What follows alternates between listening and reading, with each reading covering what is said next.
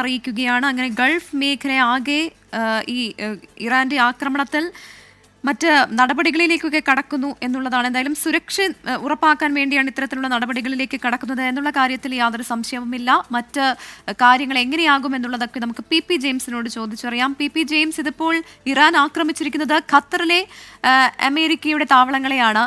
ഇറാനെ സംബന്ധിച്ചും ഖത്തറുമായി നല്ലൊരു ബന്ധമാണ് ഉണ്ടായിരുന്നത്.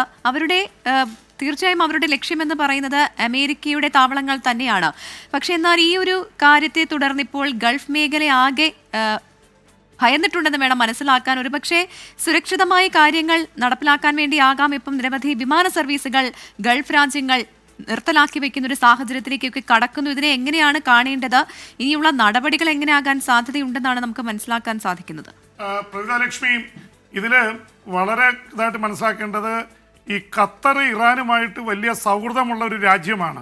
അപ്പൊ ഖത്തറിലേക്ക് നേരിട്ട് മിസൈൽ അയക്കുന്നു എന്ന് പറഞ്ഞാൽ മറ്റ് അത്ര സൗഹൃദമല്ലാത്ത രാജ്യങ്ങളൊക്കെ പേടിക്കണം. അതുകൊണ്ടാണ് ഒരുപക്ഷെ ആശങ്ക ഉണ്ടായിരിക്കുന്നത്. ഒരുപക്ഷെ മറ്റ് ബഹ്റിനിലേക്കോ അല്ലെങ്കിൽ വേറെ ഏതെങ്കിലും UAE ഒക്കെ ആണെങ്കിൽ ഇസ്രായേലുമായി ബന്ധമുള്ള അബ്രഹാം കരാറിൽ ഒപ്പിട്ട രാജ്യങ്ങൾ എന്ന രീതിയിൽ വേണമെങ്കിൽ കാണാമായിരുന്നു. പക്ഷെ ഖത്തർ ഈ ഗൾഫ് രാജ്യങ്ങളുടെ എതിർപ്പിനെ വകവയ്ക്കാതെ ഇറാനോടൊപ്പം സഹകരിക്കുകയും അവിടുത്തെ ഇതായിട്ടുള്ള അമീറായിട്ടുള്ള മറ്റ് ഷെയ്ഖ് അൽത്താനി വലിയ രീതിയിൽ എല്ലാവരുമായിട്ട് സൗഹൃദം പുലർത്തുന്നവരാണ്. പ്രത്യേകിച്ച് അഫ്ഗാനിസ്ഥാനിലെ താലിബാന് ഒരു തരത്തിലും ഇതില്ലാത്ത സമയത്ത് അവിടെ താലിബാനും ഇത് ചെയ്യാനുള്ള അവസരം കൊടുത്തു, അഭയം കൊടുത്തു. അമേരിക്കയുടെ എയർബേസ് അവിടെയുണ്ട്. അത്രമാത്രം ഡിപ്ലോമാറ്റിക്കായിട്ട് പെരുമാറുന്ന ഒരു രാജ്യമാണ് ഖത്തർ. ലോകകപ്പ് നടത്തി ഖത്തർ വളരെ വേഗത്തിലാണ് ഈ മാപ്പിൽ ഉയർന്നു വന്നത്. അപ്പം ഖത്തറിലേക്ക് ഇറാൻ മിസൈൽ അയച്ചു എന്നുള്ളതാണ് ഇപ്പോൾ ഒരു പെട്ടെന്ന് ഒരു ടെറർ പോലെ അല്ലെങ്കിൽ ഒരു സഡൻ ഷോക്ക് പോലെ ഈ ഗൾഫ് മേഖലയെ മുഴുവൻ ഗ്രസിച്ചിരിക്കുന്നത്. പക്ഷേ ഇപ്പോൾ തന്നെ ഇറാന് മനസ്സിലായി ചെയ്തത് പെട്ടെന്ന് അങ്ങനെ ചെയ്തത് തെറ്റായിപ്പോയി. ഖത്തർ തിരിച്ചടിക്കുമെന്ന് പറഞ്ഞിരിക്കുന്നു. എന്ന് മാത്രമല്ല ഖത്തർ അവിടെ വന്ന മിസൈൽ, ഇറാൻ്റെ മിസൈൽ ഇൻ്റർസെപ്റ്റ് ചെയ്തു, തകർത്ത് കളഞ്ഞു എന്നുള്ള സക്സസ്ഫുള്ളി ഇൻ്റർസെപ്റ്റഡ് എന്ന് പറഞ്ഞുകൊണ്ടുള്ള മെസ്സേജ് വന്നിട്ടുണ്ട്. ഒപ്പം തന്നെ അവിടുത്തെ ആൾക്കാരുടെ പ്രതികരണങ്ങൾ വരുന്നുണ്ട്. ഞങ്ങൾക്ക് ഒരു തരത്തിലുള്ള മുന്നറിയിപ്പും ഇല്ല, ഷെൽട്ടറിൽ പോകണമെന്നോ ഒന്നും അറിഞ്ഞില്ലായിരുന്നു. പെട്ടെന്നാണ് ആകാശത്ത് ഈ തീഗോളങ്ങൾ കണ്ടത്, അതുകൊണ്ട് ഞങ്ങളൊക്കെ ആകെ പേടിച്ചു പോയി. അപ്പോൾ ഇൻ്റർസെപ്റ്റ് ചെയ്യുന്ന ഇതുകൂടിയാണ്. കാരണം മിസൈലുകൾ വരികയും ഖത്തർ അത് പ്രതീക്ഷിച്ചു. കാരണം ഇത് വരുന്നതിന് മുൻപ് തന്നെ അവരുടെ വ്യോമാതിർത്തി അടച്ചിരുന്നു. അപ്പോൾ ഖത്തറിന് അത്യാവശ്യം അഡ്വാൻസ് നോട്ടീസ് കിട്ടിയിട്ടുണ്ട്, അമേരിക്കയുടെ എയർബേസ് ആക്രമിക്കാൻ പോവുകയാണ് എന്ന് മാത്രമല്ല ഇപ്പോൾ സാറ്റലൈറ്റ് ഇമേജസ് വരുന്നുണ്ട്. ഈ ഖത്തറിലെ അൽ-ഉദൈദ് വ്യോമ താവളത്തിന് മേൽ ഈ എയർബേസിന് മേലെ ആക്രമണത്തിന് സാധ്യതയുണ്ട് എന്ന് മനസ്സിലാക്കിക്കൊണ്ട് തന്നെ അവരവിടുത്തെ ഏകദേശം യുദ്ധവിമാനങ്ങളും മറ്റും അവിടുന്ന് നീക്കിയിരുന്നു എന്നതിൻ്റെ തെളിവുകൾ കൂടി പുറത്തു വരുന്നുണ്ട്. അതുകൊണ്ട് മിസൈൽ അറ്റാക്കിൽ അമേരിക്കയുടെ വ്യോമത്താവളത്തിലെ വിമാനങ്ങൾക്ക് കേടുപാടുകൾ പറ്റിയിട്ടില്ലെന്നാണ് ഇപ്പോൾ നമ്മൾ അറിയുന്നത്. അവർ മറ്റൊരു കേന്ദ്രത്തിലേക്ക് അത് മാറ്റിയിരിക്കുന്നു. കാരണം നേരത്തെ തന്നെ ഇറാൻ ഭീഷണിപ്പെടുത്തിയിരുന്നു, ഞങ്ങളെ ആക്രമിച്ചാൽ മിഡിൽ ഈസ്റ്റിലും പശ്ചിമേഷ്യയിലുമുള്ള പ്രദേശങ്ങൾ, പ്രത്യേകിച്ച് അമേരിക്കയുടെ താവളങ്ങൾ ഞങ്ങൾ ആക്രമിക്കും എന്ന് പറഞ്ഞു വെച്ചിരുന്നു. അപ്പോൾ അതുകൊണ്ട് തന്നെ ഇപ്പോൾ ഖത്തറിൽ മാത്രമല്ല ഇറാഖിലും ആക്രമണം നടക്കുന്നുണ്ട്. ഇപ്പോൾ ഇനി വ്യോമത്താവളങ്ങളുള്ളത് ബഹ്റിനിലും അതുപോലെ തന്നെ സൗദി അറേബ്യയിലൊക്കെയാണ്. അപ്പോൾ അതിന് നേരെ ആക്രമണങ്ങൾ ഉണ്ടാകുമോ എന്ന് ഭയപ്പെടുന്നുണ്ട്. അതിൻ്റെ പേരിലായിരിക്കും.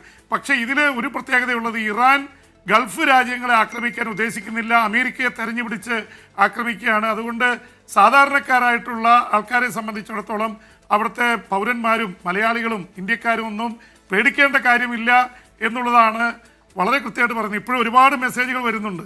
ഇപ്പോൾ അമേരിക്കയിലെ ഡാളസിൽ നിന്ന് രാജീവ് നായർ പറഞ്ഞു, എൻ്റെ ബ്രദറും ഫാമിലി അവിടെയുണ്ട്, എന്തെങ്കിലും സംഭവിക്കുമോ? അങ്ങനെ ഒരു തരത്തിലും പേടിക്കേണ്ട കാര്യമില്ല. കാരണം ഇത് ഖത്തറിൽ സംഭവിച്ചിരിക്കുന്ന ഒരു മെസ്സേജ് സെൻഡിങ് ആണ്. മെസ്സേജ് സെൻഡിംഗ് ആണ് നടന്നിരിക്കുന്നത്. ഇപ്പോൾ പി ജെയിംസ് സൂചിപ്പിച്ചതുപോലെ തന്നെ ഒരു ഘട്ടത്തിൽ, അതായത് 2017-21 കാലഘട്ടത്തിൽ നോക്കുകയാണെങ്കിൽ ഖത്തറിനെ മറ്റ് GCC രാജ്യങ്ങളെല്ലാം ഒറ്റപ്പെടുത്തിയ സംഭവം തന്നെ ഓർമ്മ വരികയാണ്. ആ ഒരു ഘട്ടത്തിൽ പോലും മറ്റ് രാജ്യങ്ങളൊക്കെ ഖത്തറുമായിട്ടുള്ള വ്യാപാരം തുടർന്നിരുന്നു. പ്രത്യേകിച്ച് ഇറാനുമായി വളരെ അടുത്ത ബന്ധമുണ്ട്. പ്രത്യേകിച്ച് oil and gas, natural gas, ഇവയെല്ലാം ഇറാനുമായും ഖത്തറുമായിട്ടുമുള്ള ആ ഒരു വ്യാപാര ബന്ധം എന്ന് പറയുന്നത് വളരെ അടുത്തതാണ്. അതുകൊണ്ട് തന്നെ ഇത്തരത്തിലൊരു ആക്രമണം അതെങ്ങനെയാണ് കാണാൻ സാധിക്കുന്നത്? പ്രത്യേകിച്ച് ഇത്തരത്തിലുള്ള ഒരു ആക്രമണത്തെ ഖത്തർ എങ്ങനെ പ്രതിരോധിക്കും എന്നാണ് മനസ്സിലാക്കുന്നത്? ഇറാനെ സംബന്ധിച്ച് ഖത്തറുമായിട്ടുള്ള സൗഹൃദം അത്ര വലുതായിരുന്നു. അപ്പോൾ ഇനി ഇതൊരു മറ്റൊരു ആക്രമണത്തിലേക്ക് കടക്കുന്നതിലേക്കൊക്കെ പോകാതെ ഒരു ഡിപ്ലോമാറ്റിക് ആയിട്ടുള്ള രീതിയിൽ ഇത് അവസാനിക്കാനുള്ള സാധ്യതയില്ലേ പി ജെയിംസ്? പ്രവിത, അതിനുള്ള സാധ്യതയാണ് ഉള്ളത്. പക്ഷേ ഖത്തർ പെട്ടെന്ന് ഒരു ഇന്റർസെപ്റ്റ് ചെയ്യേണ്ടി വന്നു മിസൈലുകൾ. ഖത്തറിനെ സംബന്ധിച്ചിടത്തോളം അമേരിക്കയുടെ വലിയ ടെക്നോളജി അവരുടെ കയ്യിലുണ്ട്, അമേരിക്കയുടെ സേനാ താവളമുണ്ട്. ഒരുപക്ഷെ അവർ ഇന്റർസെപ്റ്റ് ചെയ്തു എന്ന് പറയുന്നത് ഒരുപക്ഷെ അമേരിക്കയുടെ സേനാ താവളത്തിൽ നിന്ന് തന്നെയായിരിക്കണം ഇന്റർസെപ്ഷൻ നടന്നത്. അല്ലെങ്കിൽ ഖത്തറിനും വളരെ ശക്തമായിട്ടുള്ള ഒരു ഡിഫൻസ് മിനിസ്ട്രി ഉണ്ട്. അപ്പോൾ അതുകൊണ്ട് ഇതിനെക്കുറിച്ച് ആ തരത്തിൽ കാണേണ്ടതില്ല. എന്ന് മാത്രമല്ല, ഖത്തർ തിരിച്ചടിക്കുമെന്ന് പ്രഖ്യാപിച്ചിട്ടുണ്ട്. പക്ഷെ ആ തിരിച്ചടി ഇപ്പോൾ ഉണ്ടാവുമോ ഇല്ലയോ എന്നറിയില്ല.